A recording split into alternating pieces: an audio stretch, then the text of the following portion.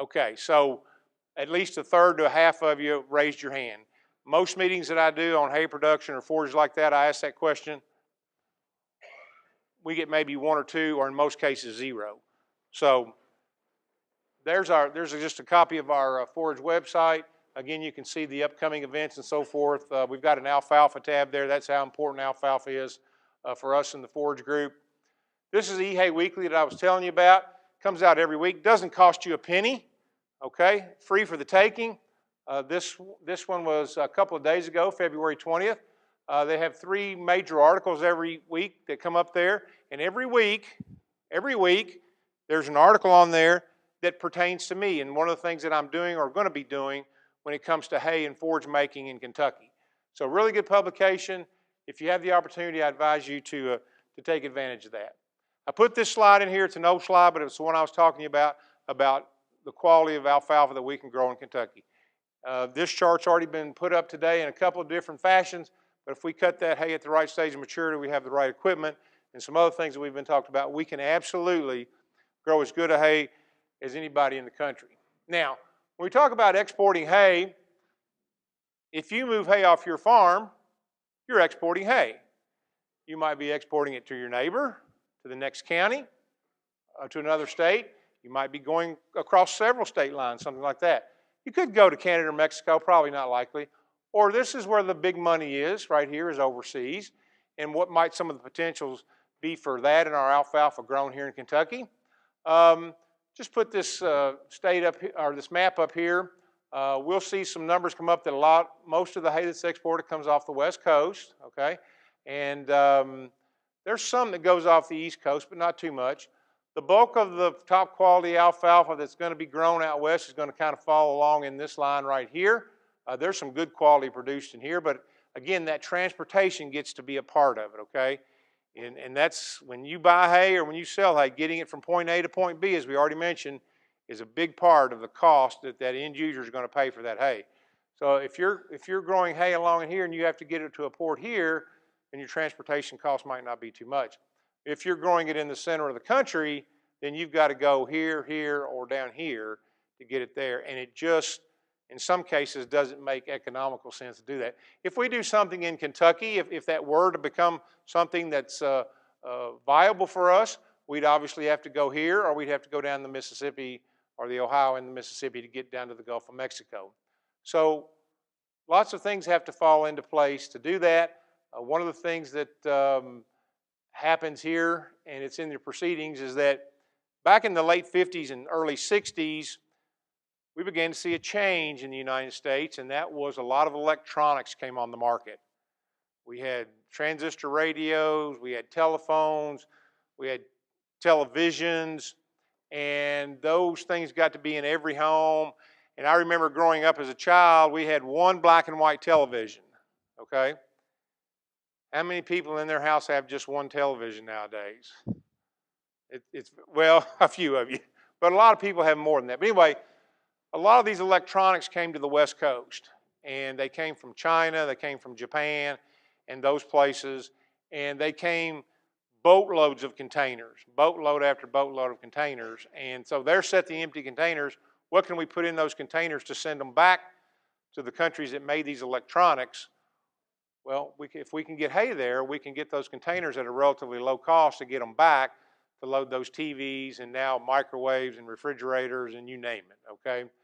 Lots of things coming from that way. So that's why the bulk of it comes off the West Coast. When we talk about exporting hay, we're not talking about just a drop in the pan. We're talking about big money. We're talking about millions of tons, millions of metric tons.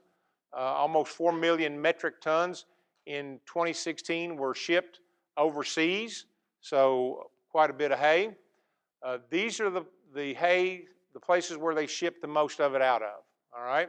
So you can see, if you follow this along here, Los Angeles, Portland, San Francisco, Seattle, and others, you can see Los Angeles is on the bottom here. That bar has continually gone up and up and up. You can see Seattle is up here in the orangey yellow color like that. They've lost some bit of market share, but again, you throw Portland and San Francisco in. Look at that very top line right there, 111, basically stays flat the whole way. So that would be hay going off the East Coast or hay going out of the Gulf of Mexico, okay? So you can see that the bulk of the hay goes off the West Coast, all right? And there was a reason for that we talked about just a little while ago. Where's the hay going when it leaves there, okay? Again, this is pretty self-explanatory. You can see Japan had the bulk of the market back in the early 2000s, but that has slowly changed. You can see the United Arab Emirates here, big blue number, that's over there in United Arab Emirates there with Oman and so forth, and then Saudi Arabia. But if you look at Saudi Arabia, you don't see it on the radar here anywhere up until about 2013, and then we went 1, 1, 2, 7, and when we get to 2017 and 2018, we'll see that number expand even more, okay? Because Saudi Arabia has said, you know what, we're not going to take our water and we're not going to put it on alfalfa. We're going to give it to the people and so forth. So actually, Saudi Arabia, some of their groups have come into Arizona and Southern California, New Mexico, and have bought up land to grow hay here and use our water and then ship that end product back over there. But again, you can see that the middle or the Far East, China, Japan, Korea, and you'd have to add Vietnam in there now, and then Saudi Arabia, United Arab Emirates make up the bulk of it. Other countries, say maybe England, France, countries like that, make up just a very small part of it. So we're going off the West Coast to these countries certainly makes perfect sense. Going to these countries right here, you might have some opportunities in different locations. Now, when we talk about exporting hay, the United States is not the only country that exports hay. A lot of other countries export hay. But we're pretty good in the United States at production, and we can produce alfalfa, we can export it, and we can compete with about anybody, whether it's Australia or other countries. We do a pretty good job of that. Now, the bottom line is, if it doesn't make money, it doesn't make sense, okay? So I pulled these numbers just the day before yesterday off my eHay Weekly that I got in. There's a hay market price there on one of the lines. I clicked on that. These are the charts that I came up with. And if you look at alfalfa hay, premium alfalfa hay, and you would only want to be shipping premium hay if you were going overseas, and you look at Washington, alfalfa hay is about $160 to $180 a ton. You look at California, $210 to $280 a ton. Colorado, $175 to $300. Now, those are pretty good prices for alfalfa hay. And we've got grass over here. I just put that up there just to see quite a stark difference here in Alabama. We've got some hay that's really premium that's bringing $100 to $300 a ton. That's a wide range, $320 and so forth. And we've got some poor quality stuff over here at $40. So we're obviously not going to be shipping that. But again, I just want you to get in mind some of the prices and the price variations that we've got. Again, premium here and premium there. So I want you to think about those prices. And then I want you to think about some of the current prices overseas. Now, Brian got me these numbers. These are average numbers, okay? They could be a little bit higher than this. They could be a little bit lower than this. But if we look at alfalfa in China, we're looking at about $315 a ton. Japan, $340. Saudi Arabia, $325. So that premium hay, alfalfa hay on that slide before, was around $250 to $300 a ton. Okay? Is it going to make a lot of sense to, is it going to make a lot of sense to ship that hay overseas? I know Clayton Gerald's, we had our board meeting yesterday here. He was talking about some of his premium horse hay, and he gets that $250 to $300 a ton. Is it going to be advantageous for him to ship his hay to one of these countries right here? Okay? Not likely. Not likely. If he can secure that kind of price locally or in surrounding states or so forth, then that's probably not going to be advantageous. Timothy hay, big difference in price here, almost double what we see in Japan. Timothy horse hay is around $700 a ton. United Arab Emirates is around $600 a ton. Now that's premium Western Timothy. We're far more likely to grow quality alfalfa here than we are to grow the kind of Timothy that they grow there, okay? So if we were going to do something, I would certainly want to look at the alfalfa first, and the Timothy might come later, but I don't think it's something that we want to do. So we talk about this when we're producing hay here locally is what package does your customer want when you're shipping it overseas? You know, we ship two-string and three-string bales over there.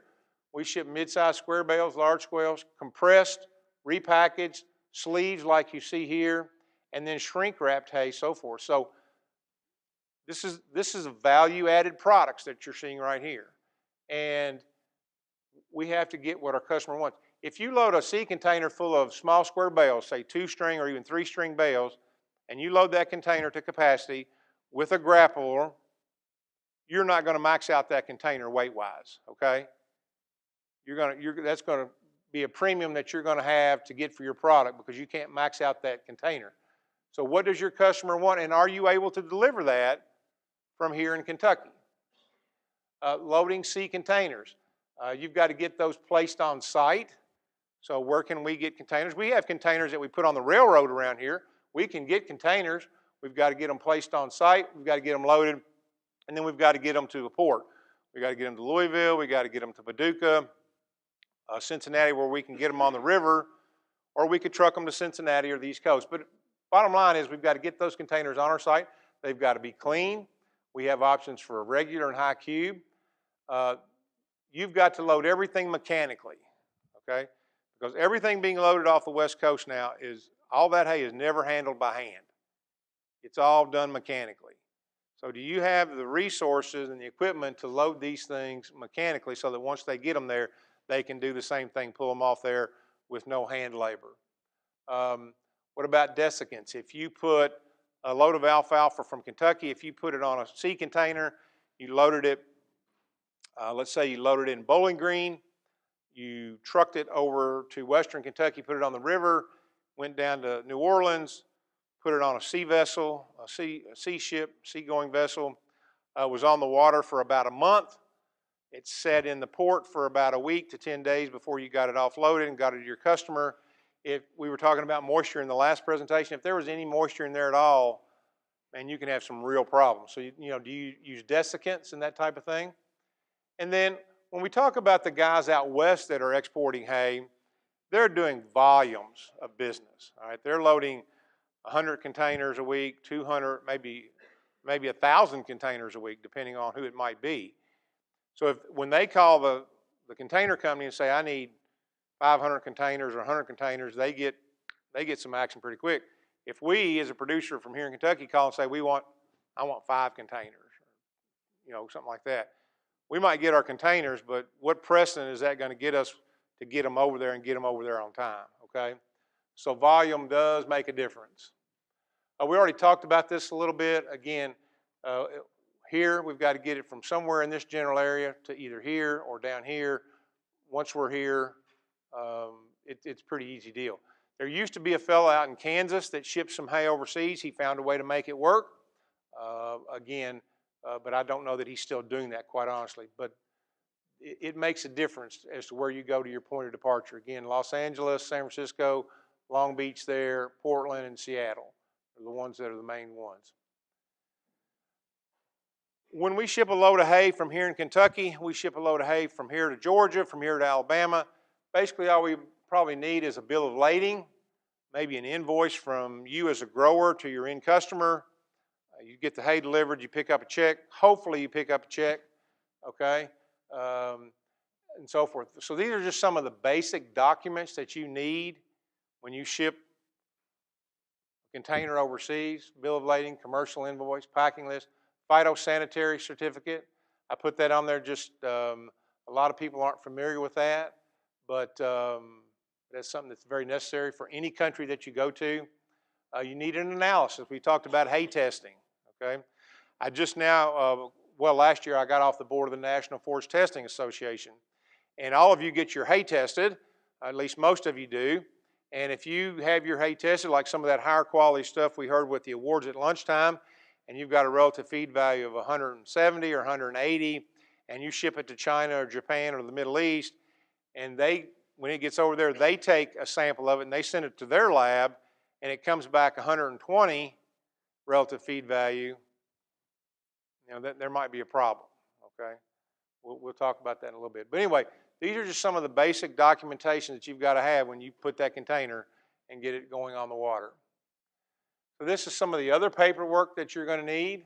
certificate of insurance, certificate of origin. I won't read through all of that, but you know, it's pretty lengthy. And bank drafts, collection letters, you know, how are you going to collect your money? Hopefully you get your money ahead of time. A lot of cases that's not the case, but you could.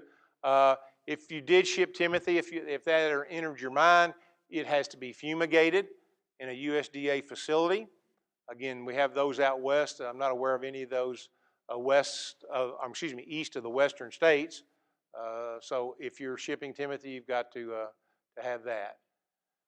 And then I wanted to spend just a little bit of time on this. This is actually my last slide. And so what happens if you have a problem? Okay. When I worked with Creatures, we shipped hay overseas all the time, and we had a ship that sank one time. All right. And what do you do about that container of hay that was on that ship? They're not going to get it. They want another container. Can you get one there next week? Probably not. Do you have adequate insurance on it? We had one ship that caught on fire.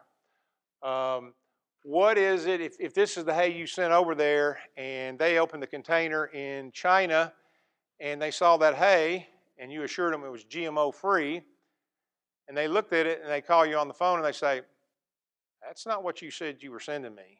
You know, I can't use this hay. So what do you do then? You can't go get it. What if they say, well, you know what, I can use that hay. If you'll knock $200 a ton off, I bet I can use that hay. Think that's ever been tried? Guarantee it's been tried. Hay is moldy. We talked a little bit about that. If you load a truck here in Kentucky and you ship it to South Georgia, South Alabama, you know it's going to be there tomorrow. When you put a container on a seagoing vessel, they'll give you an approximate time of delivery, but you have no guarantees. It could get on that water and not get there. Again, it's not what you said it was going to be. I won't go into that too much more. They're talking a different language. They're a different culture than we are. You know, we're pretty black and white. It's either right or it's wrong. It's what I said it was, or it's not what I said it was, and so forth. They're different cultures and different languages. And so how do you deal with that? You know, when you're shipping hay overseas. So lots of things to keep in mind when you start thinking about shipping hay overseas. I think that's about what I've got. Again, we could talk about this all day. I did have the opportunity to ship hay or work on shipping hay overseas, and it can be lucrative, but you absolutely positively have to dot every single positive I, and you have to cross every T without fail. I mean, you just have to do it. So I'd be happy to visit with anybody about it. I'd be happy to answer any questions. I think I've gone over just a minute or two late, but yes, Chris.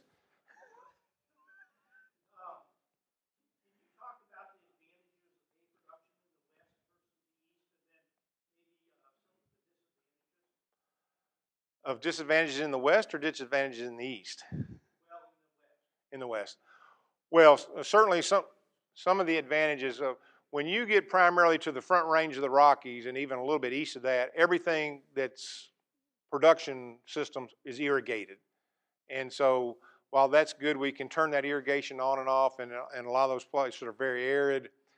We talked last night about the competition for water, farmers getting water, and then the general public getting water in cities like Las Vegas and Denver and Los Angeles and places like that.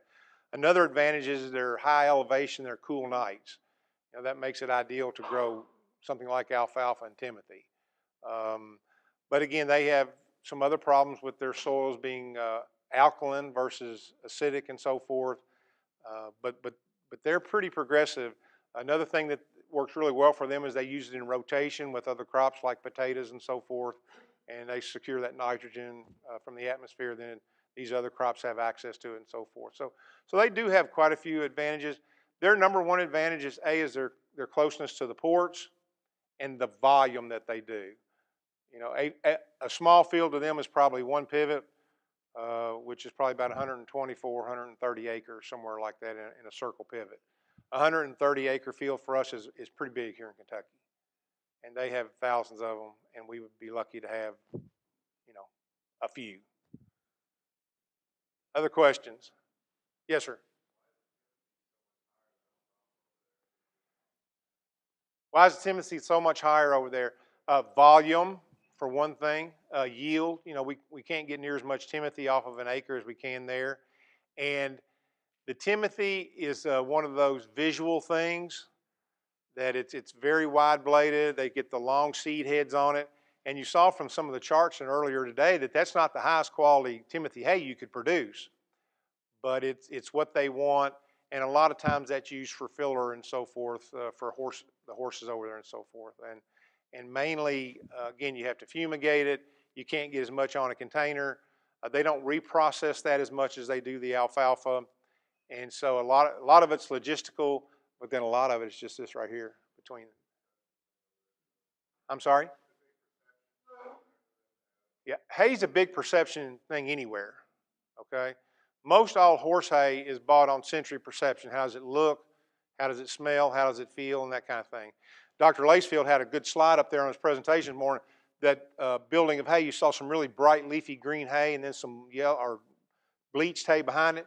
That's probably the same hay or the same quality hay, but that bleaching makes people think it's not as good a hay. And you could take both of those hays, if they tested the same, you could take both of those hays to a dairy, and you can say the relative feed value on this hay is 200 points relative feed value, both of them. But because of the bleach, they'll take the one without the bleach every time, every single time. And so hay as a whole is perception. Now, you know, dairies rely on quality, but given a choice, they're always going to take what looks the best.